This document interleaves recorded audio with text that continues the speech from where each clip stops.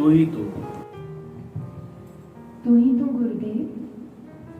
बाबा, जिस तरीके से हर पंथ का एक आधार होता है, जैसे कि राधा स्वामी पंथ से हमें राधा स्वामी जी का आधार समझ में आता है, धन निरंकार से हमें निरंकारी पंथ का आधार समझ में आता है, अन्य जैसे हरिओम, जय श्री कृष्ण, इन सब का भी एक आधार है।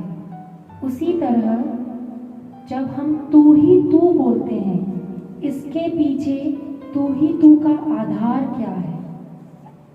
एक बार फिर से रिपीट कीजिए। बाबा, जिस तरीके से हर एक पंथ का आधार होता है, राधा स्वामी जी का आधार राधा स्वामी पंथ से है, धन निरंकार निरंकारी पंथ का आधार है, उसी तरह हरिओम, जय श्री कृष्ण आदि प्रयोग शब्द हम संबोधित करते हैं, इसके पीछे भी आधार है।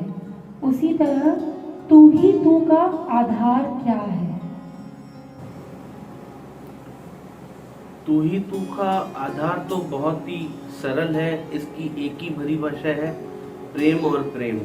इसके अलावा और कुछ भी नहीं है। तू ही तू को जिसने जाना उसका मतलब ही प्रेम है। जैसे हम लोग किसी भी पंथ का नाम लेते हैं कि उसका आधार बताते हैं, राधा स्वामी जी करते हैं, निरंकार करते हैं, इन सबको ठेस पहुंचाने का हमारा कोई भी महत्व नहीं है। और मैं किसी की भी तुलना नहीं कर रहा इस बात से कि कोई पंथ बड़ा है कि कोई पंथ छोटा है। इसमें ऐसी सिचुएशन भी आती है कभी कभी हमारी लाइफ में कि कोई हमसे किसी पंथ का आदमी मिल रहा है तो वो हमसे राधा स्वामी करता है, तो हम उससे बेदिली जवाब देते हैं, उसको हम भी राधा स्वामी करते हैं। एक्चुअली हमारे दिल से तो वो निकला ही नहीं। जो चीज़ दिल से निकले हमको वो बोलनी चाहिए। और कोई भी पंथ छोटा और बड़ा नहीं होता है। तू ही तू का महत्व है हम सब एक, वो परमात्मा एक और सब में एक। इसमें किसी को भी बेदिली से जवाब देने का कुछ बनता ही नहीं है। आप किसी को भी तू ही तू बोल सकते हो। इसमें सब समाया हुआ है। इसमें धन निरंकार भी समाया हुआ है, इसमें राधा स्वामी भी समाया हुआ है, इसमें जय श्री कृष्ण भी समाया हुआ है, इसमें हरिओम भी समाया हुआ है। इसमें आप जो भी ले लो, आप किसी भी पंथ के आदमी से मिलते हो तो आप उसे तू ही तू कर सकते हो कि तू भी वही है, असा भी वही है। ये सब बिल्कुल एक ही बात है। हम इसको ही लेकर आगे चल सकते हैं। बाबा, तू ही तू की उत्पत्ति कहाँ से हुई और कैसे हुई? तू ही तू की उत्पत्ति, जैसे आपने सुना होगा, श्री गुरु नानक देव जी ने जल समाधि ली थी और जल समाधि में से जब वो वापस आए थे तो उनका सबको प्रसाद मिला था एक ओंकार। मतलब उसका महत्व ये है कि सब में एक ही है।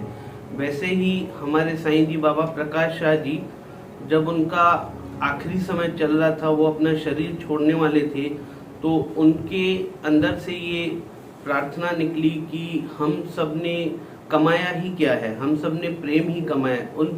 उन्होंने इन सब चीज़ों को जोड़ के और हमको एक ही प्रसाद दिया है। ये हमारे लिए प्रसाद है और उसको बोलते हैं हम तू ही तू।